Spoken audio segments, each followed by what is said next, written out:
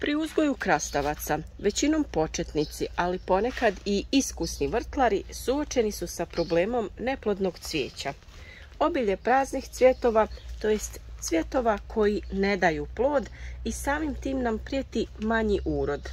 Danas ćemo se posvetiti baš toj temi i reći zašto na krastavcima ima puno tih neplodnih cvjetova, šta uraditi u tom slučaju i kako ukloniti uzroke te pojave.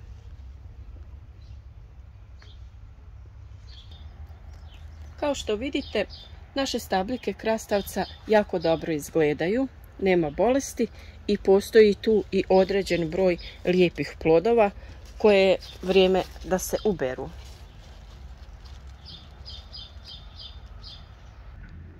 Redovna berba plodova vrlo je važna u daljem razvoju i reprodukciji cvjetova na krastavcu. Vrlo je važno redovno brati sve plodove koji su dostigli svoju veličinu kako bi potaknuli razvoj ženskih cvjetova te samim tim imali veći broj plodova.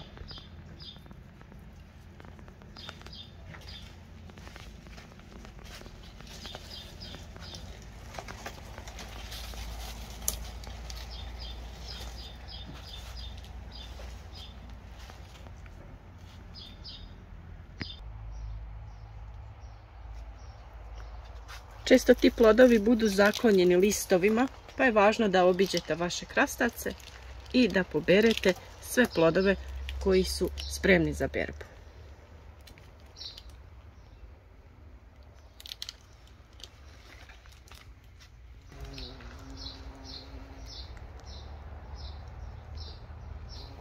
Vrlo je važno da imate dovoljno oprašivača koji će obilaziti cvjetove na vašim biljkama, te da oni obavljaju oplodnju cvjetova pravovremeno. Najveći oprašivači su uvijek pčele i bumbari i prilikom zaštite vaših biljaka obavezno pripazite da zaštitite i te korisne insekte u vašim vrtovima. Vrlo je važno da naučite kako prepoznati muške i ženske cvjetove na krastavcu. Ovo ovdje su muški cvjetovi. Muški cvjetovi izgledaju tako da imaju ove duge peteljke i na njima veliki cvijet. Unutar cvijeta nalazi se prašnik sa kojeg je potrebno prenijeti pelud na ženski cvijet. Ženski cvjetovi izgledaju malo drugačije. Oni imaju malu peteljku i već imaju otprilike formiran plod, te je taj cvijet potrebno oprašiti sa muškim cvijetom kako bi došlo do razvoja ovakvog malog ploda, te nakon toga ovaj cvijet opada i dobivamo lijepi plod krastavca. Mnogi su čimbenici koji mogu uzrokovati da na stabljikama krastavca imate veći broj ovih muških cvjetova nego ženskih cvjetova i samim tim urod će biti manji. Prvi od razloga može biti nepravilno zalijevanje. Vrlo je važno da se krastavac redovno zalijeva, te da to bude sa vodom otprilike temperature od 21 stepen Celzijus. Ne smije biti hladnija od 15 stepeni. Najbolje bi bilo da ta voda bude kišnica, ali ukoliko vam nije dostupna, bitno je da vodu naspete ranije, te da ona stoji, to jest da bude odstajala voda, a ne svježa iz vodovoda. Sljedeći čimbenik su velike oscilacije u temperaturama. Naime, neće doći do stvaranja ženskih cvjetova ako su temperature previše niske, previše visoke ili ako je prevelika razlika u noćnoj i dnevnoj temperaturi.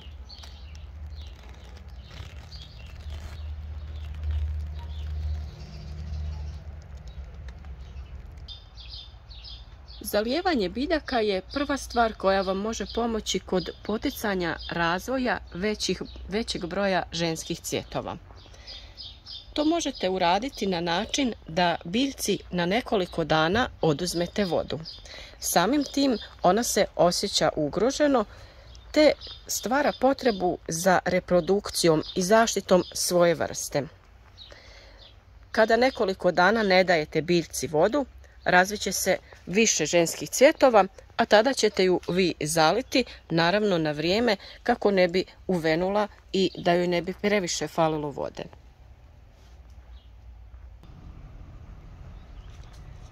Pored pravilnog zalijevanja i redovne berbe plodova, imamo još jedan način na koji možete potaknuti razvoj ženskih cvjetova na krastavcu.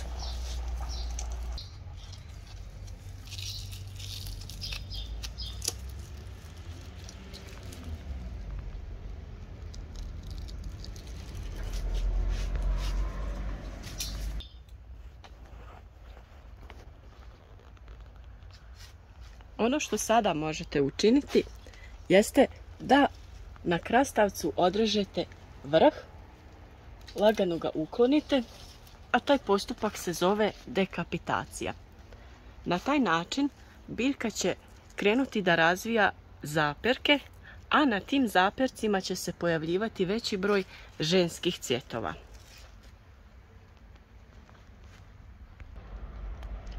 Zaperci su ove bočne grane koje se razvijaju ovdje iznad listova, iznad ploda kojeg smo ovdje ubrali, a ovdje imamo primjerak jednog većeg zaperka i na tom zaperku vidimo da se razvio ženski cvijet i tu ćemo imati novi plod.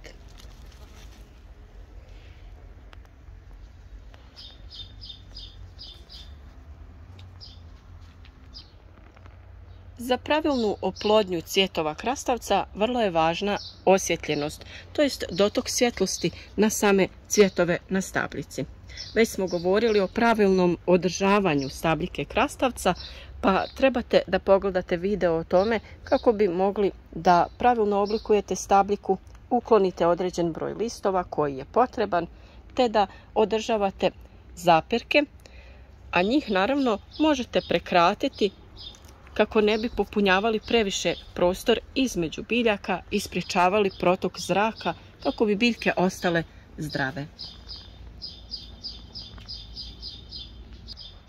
Najbitnija stvar kod uzgoja krastavaca jeste da se sade na pravilan razmak kako bi održavali kvalitetnu stabljiku. Razmak između sadnica u jednom redu trebao bi biti najmanje 60 cm, pa čak i 1 metar, kako bi biljka imala dovoljno prostora da se širi, pravilno razvija i kako bi imali mjesta za zaperke.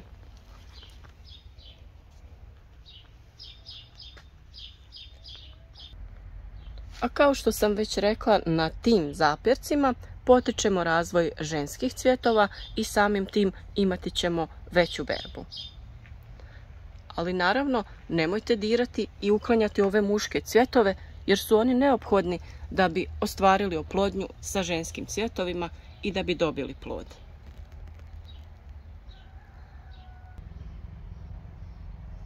Ukoliko ne dođe do pravilne oplodnje, vi možete pomoći vašim biljkama i pravilno ih oploditi.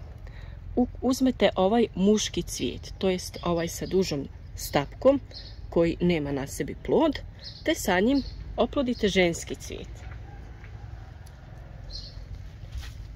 Ženski cvijet je taj koji već ima oformljen plod i potrebno je sa jednim cvijetom preći po drugom kako bi prenijeli pelud. Najlakše je da uklonite ove latice kako vam ne bi smetale, te lagano samo prodrmate ovaj cvijet, a možete to učiniti nekim kistom ili štapićem.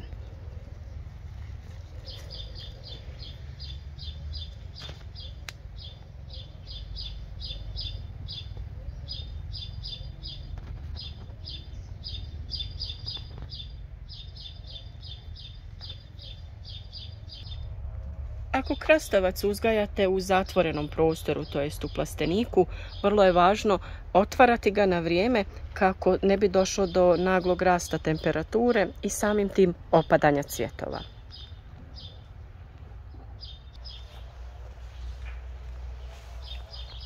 Nadamo se da su vam savjeti iz današnjeg videa od pomoći, te da ćete uz njih moći da ostvarite velike prinose krastavca, te da ćete imati jednu uspješnu i kvalitetnu sezonu.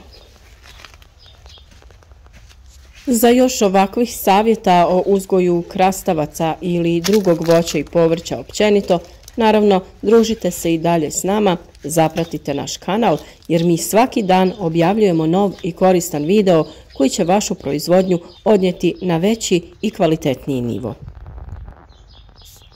Ostavite like ili komentar, podržite na taj način naš rad, a bilo kakva dodatna pitanja pišite također u komentarima ispod videa i mi ćemo se potruditi da vam ponudimo koristan odgovor. A za kraj današnjeg videa jedna najava za naredne teme, a to je pokazati ćemo vam kako smo uzgojili kvalitetan grašak sa velikim urodom, te isto tako govoriti ćemo i o uzgoju boranije i načinu na koji smo mi ostvarili velik prinos i obilje plodova. Svaki dan novi video savjet donosi vam savjete kako da i vi proizvodite voće i povrće što kvalitetnije i uspješnije.